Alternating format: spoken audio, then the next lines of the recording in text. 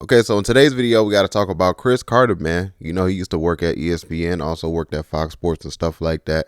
And he had called out ESPN, man. And he started exposing and revealing the truth behind ESPN. People like the Malika Andrews, people like Stephen A. Smith. Ultimately, you know, what happened with Molly Qerim, Max Kellerman, Jalen Rose, and the list goes on, man, with all of the people that used to formerly work at ESPN. And he's also talking about the people who currently work at ESPN.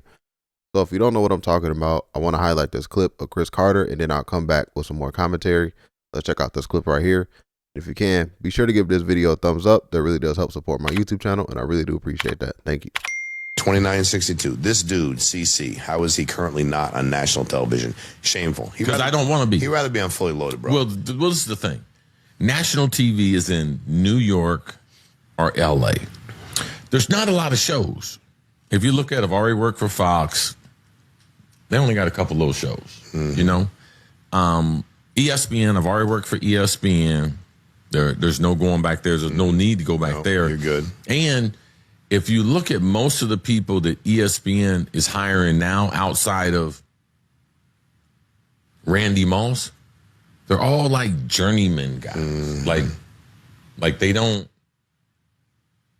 they're hiring practices, and the economics of it are totally different. Like, they're hard to listen to, I can tell you that, from my perspective. Now the pay in TV is like doing radio.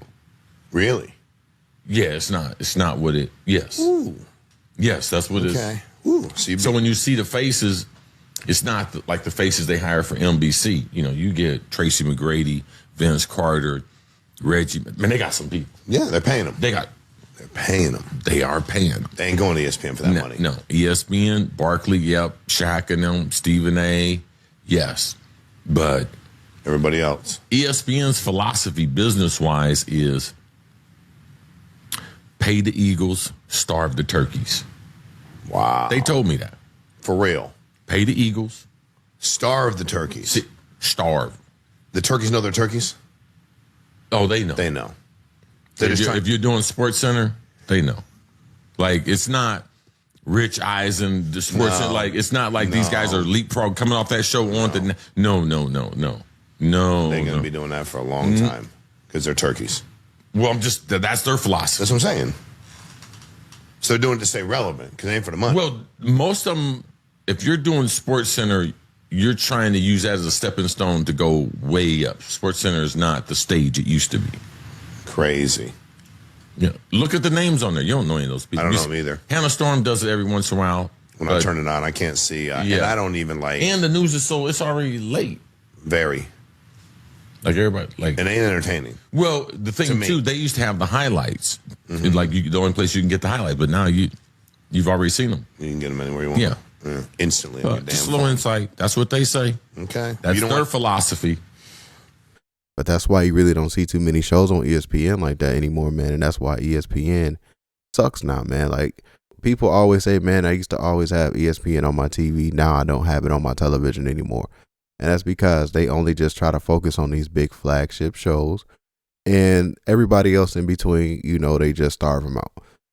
And that's the reason why Molly Qerim, Max Kellerman, the people who want to branch off and do their own shows and work and do different things and pitch different ideas and stuff, they get rid of them easily. And it's like, well, if you don't want to work on these same shows, the First Takes, the Get Ups, and whatever else, you know, ESPN will get rid of them. And Marcellus Wiley touched on that. Let's check out this clip of Marcellus Wiley talking about this topic. Let's check out this clip right here. Now, Cris Carter was a dude at ESPN and left with a bag, as Flage Mama would say, with a bag, baby, to go to where? FS1. So it's interesting. Like, ESPN right now, McAfee, obviously high class. Stephen A. Smith, high class. Those are the Eagles. Now, you could go to the different shows and you can go see the network shows. Obviously, Barkley and that show's Eagles. But that's a different animal. McAfee's even a different animal. Aikman and Buck, that's a different animal, but that's it. But the rest, it's like really like, I want exposure. I want reps. I want to check a box. It's still a dream job. Don't get it twisted. But it is weird that they really ended almost their middle class. There's still a Mina Kimes, makes a couple million. There's still a Ryan Clark right there. And the thing that what Cris Carter is saying is he's calling them the turkeys, even though they're some fat ass turkeys. But they the turkeys because where's home for you? Home is where we gonna make it. We're ESPN. We're making your home. You're on this show today. You're on this show. You're on 7 shows. You're on 3 shows. You're on 2 shows. You're in 12 cities. You're in 20 cities. You're in 1 city. Think about it. It used to be a day. Cris Carter has lived long enough in the media to know the day where you used to just go to work, put in your 2 4-hour show, and then take it home. And that was life.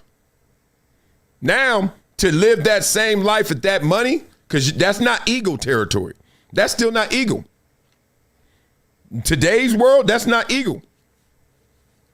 You know, you're gonna have to get your notes. I saw that Jason Kelce, one of his shows, that late night show, they canceled that. They didn't continue that. And then he turned down another thing because it's like, dog, Jason Kelce, he making money. He eating, he winning. But then you start seeing how they slice it.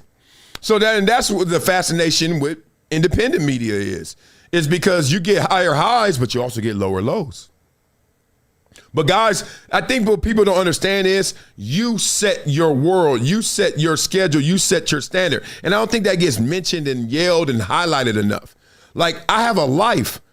If you're not going to pay me something where I can ignore all of these issues you're presenting by making me be, all right, Sunday game, I'm in Green Bay. And then so that means I was there since Friday or Saturday and I'm there to Monday. Then I come back and I'm in New York for the week to do the shows. And then after that, where are we next week? Jacksonville. That sounds amazing. You're on ESPN, except here's the conversation. Where's your wife? Anybody? Where's your kids? Where are your kids? Did you see that recital? Forget that. Did you run their bath? Forget that. Did you read them a book? FaceTime. So look, everybody got to pick their course. That's what's happening with disruption. And I love the fact that he said it. There were a lot of exit ramps. He didn't take shots. He's just saying, look, this is how the game has changed. And that's how it's going to continue to change. It's going to continue to disrupt. You know, he's talking about how ESPN, they feed the bigger guys like the Pat McAfees, Stephen A's, and, you know, the list goes on with the top dogs like now the Shaqs and the Kennys and Charles Barkley and those guys, how much money they spent over there. But that's why you really don't see too many shows on ESPN like that anymore, man. And that's why ESPN sucks now, man. Like, so that's it for today's video, guys. I would like to hear your thoughts about today's video. So don't forget to get in the comment section down below. Don't forget to hit that like button. Don't forget to hit that subscribe button as well. Catch you guys on the next one. We out, guys. Peace.